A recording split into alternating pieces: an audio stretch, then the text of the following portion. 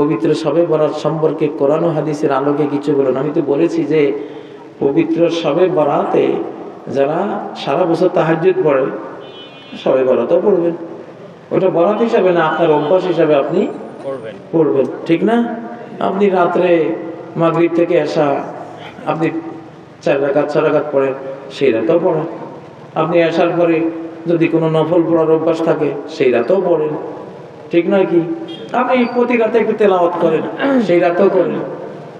কিন্তু স্পেশাল কোনো রাত আপনি তাহাজ্জুদ পড়েন না, কোন রাত তেলাওয়াত করেন না, কোন রাত মাগরিবের পরে সুন্নতগুলি ওইভাবে পড়েন না, নফল পড়েন না, কিন্তু এই রাতের জন্য পড়বেন। এইটার দলিলগুলি কমজোর, দুর্বল। দলিলগুলি কি দুর্বল। আমাদের দেশে আছে একটা আবেগে আমরা করি, অনেকে করে, তবে এটা দলিলে নাই। দলিলে যেটা আছে যে শিরিক করতে পারবে না।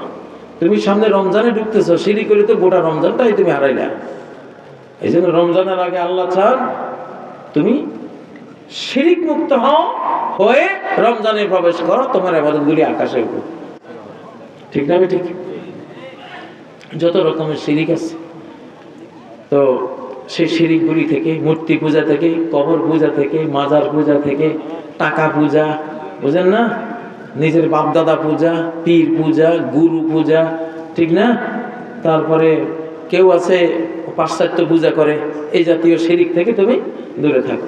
আরেকটা হলো কোনো মুসলমানের সাথে হিংসা রেখো না, মোশাহানাত করো না।